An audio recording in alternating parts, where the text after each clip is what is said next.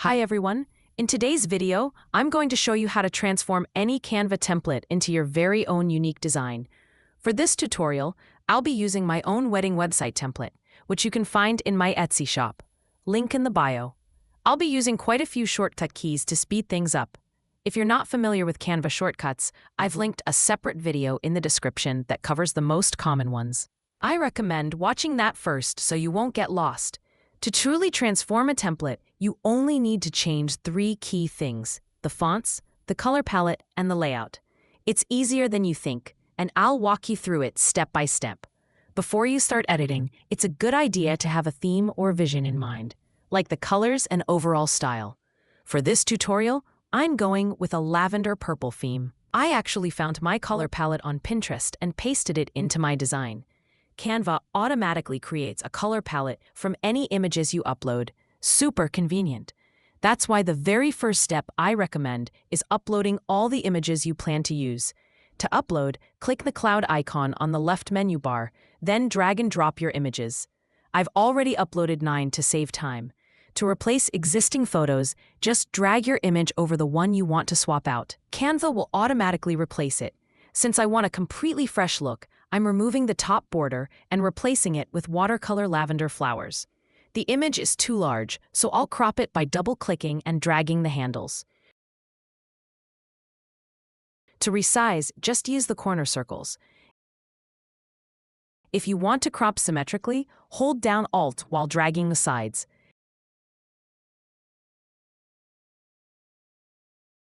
If you're working with my website template, always use the placeholder photos as a width guide. That way, your design looks great on both desktop and mobile. I'll show you why this matters later when we preview the mobile version. Step 2 is updating the fonts. By the way, if you're not subscribed yet, please do. I regularly post quick font pairing guides and Canva tips on YouTube, TikTok, and Instagram. For this design, I want something modern and elegant, so I'll use the Seasons for the titles and Montserrat for the body text. Fonts can completely change a design. You can adjust the font size, letter case, letter spacing, line spacing, and alignment to create a totally different vibe. For example, instead of using 2 fonts for our names, I'll stick with 1, replace "and" with "and" make everything uppercase. It looks much more elegant and gives emphasis. Now, let's apply our color palette. To change text color, select the text, click the A icon on the top menu, and you'll see the palette Canva generated from our uploads. If you don't already have a palette, just upload an image. Canva does the work for you. I'm going to change all the dark green text into dark purple. Once you pick a color, Canva will ask if you'd like to change all. Clicking that will instantly update every instance of that color across the template. Such a time saver. To change the background color, just click on the background, then on the color circle in the top menu. Pick your new shade and it'll update instantly. With just those small changes, our template already looks like a completely different design. I'm also going to swap out the countdown timer for one I created earlier that matches the new theme.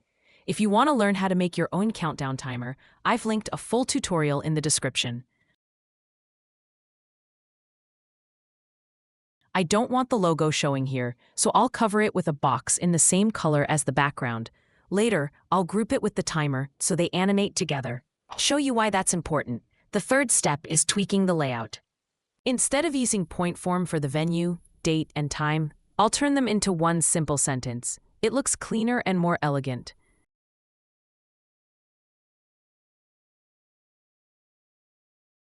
Adjusting letter spacing and line spacing also makes text much easier to read.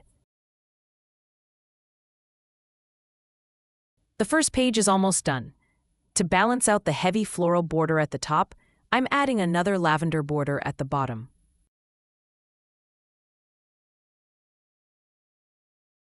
To fill the white space, I'll add some cute little bee illustrations as accents. My bee is facing the wrong way, so I'll flip it horizontally using the flip option in the top menu. Just be careful not to flip any icons with text or they'll look odd. And with that, our first page is complete. This page usually takes the longest, but once it's done, you can copy and paste styles across the rest of your pages. For my second page, I want to add an interactive Google Map. This way, when guests click on it, Google Maps opens instantly on their phone for directions. No confusion about the location. I've linked a full tutorial on how to embed maps in the description. To make sure guests know the map is interactive, I added a View Map Here sticker. At first it was hidden behind the map, but I fixed it by adjusting the layer order. Just click Position in the top menu bar. Then, under the Layers section, drag the sticker above the map. Another tool I use a lot is the Copy Style tool. It copies the font, size, color, and text settings from one element to another. To use it, select your element. Click the paint roller icon in the top menu bar. Then apply it to the element you want to match. After copying the style, I'll tweak it to fit inside the circle. I zoom in and out by holding Ctrl, Command, and scrolling with my mouse.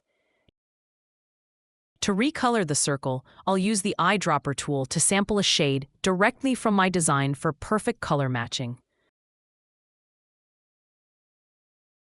On the third page, I'll reuse the lavender border from page 1. To copy, press Ctrl-Command-C, then paste with Ctrl-Command-V. Every new element you add will automatically sit on the top layer, which can block elements behind it. To fix this, just go to Position and use the Arrange options to send it backward. Since the border is a background element, sending it behind everything else works perfectly. Here, I resized the font and wasn't happy with it. To undo, press Ctrl-Command-Z. To redo, press Ctrl-Command-Shift-Z. To center an element on the page, go to Position, Align to Page, Center. To select multiple elements without dragging over extra items, use the Layers panel. Click the first element, hold Shift, then click the last. This selects everything in between.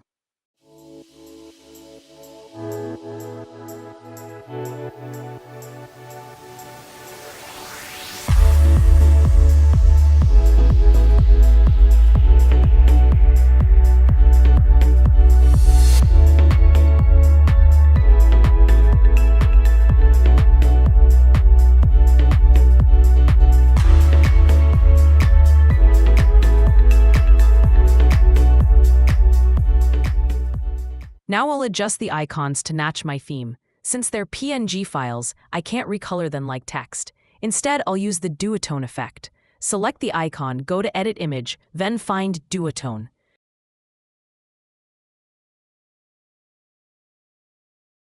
Set it to Custom and change the shadow color to your theme color. For PNGs, the highlight will stay transparent.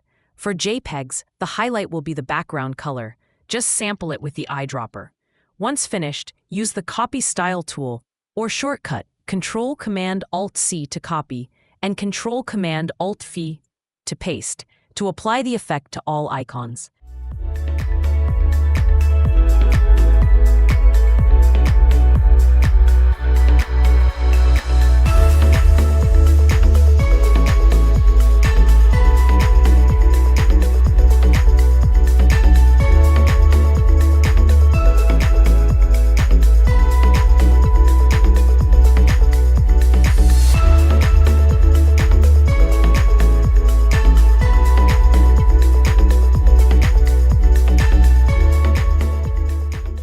For the timeline, instead of multiple arrows, I'll use one large downward arrow to make it feel different from the original template. You can also replace all the icons if you want an even more unique design, but I'll skip that here to save time.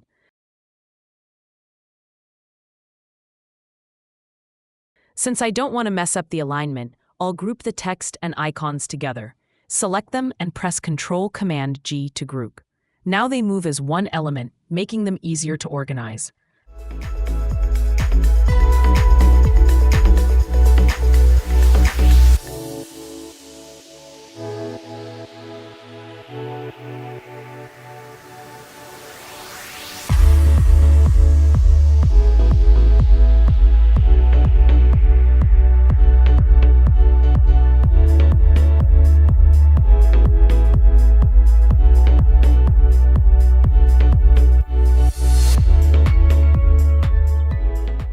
For this page, I'll also decorate the empty spaces on the sides with bees. The fourth page is similar to the third, with just a slightly different layout to add variety.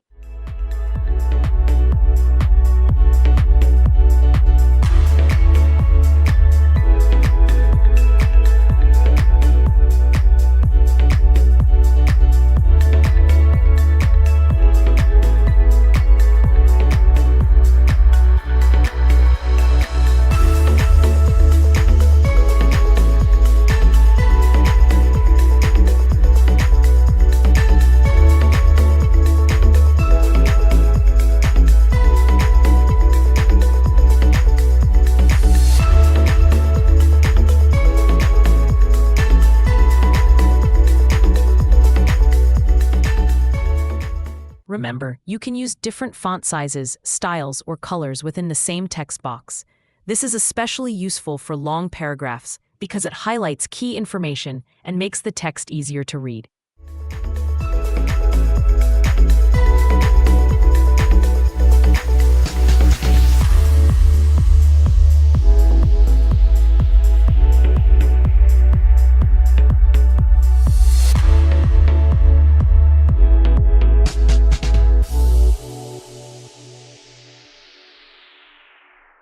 At this point, I'm just copying and pasting styles from the earlier pages to the rest of the template. That's why the first pages take longer, but once you've set your style, finishing the rest is much quicker.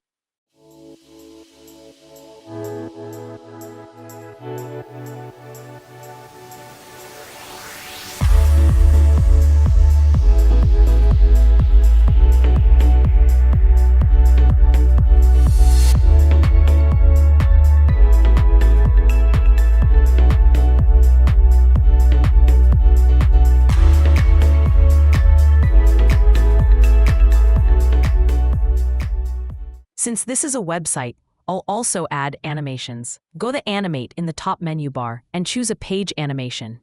Here, I realized I forgot to group the timer with the box earlier, so they animate separately for a moment. To prevent this, always group elements that should move together. You can animate individual elements, but I prefer page animations for consistency.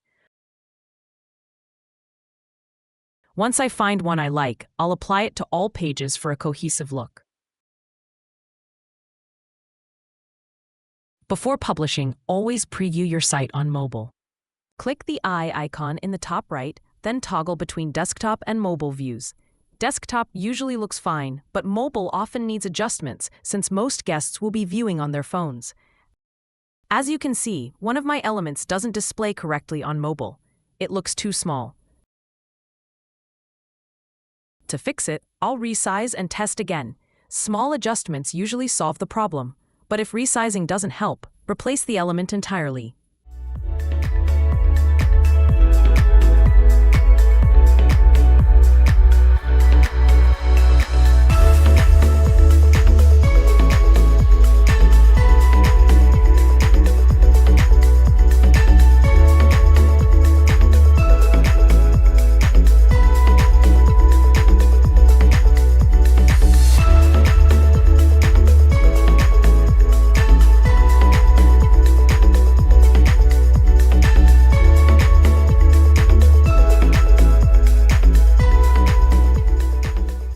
After some quick tweaks, everything looks good.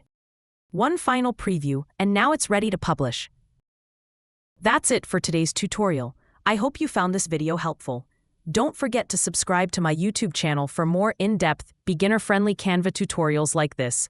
Wishing you a very happy wedding, and thank you so much for watching.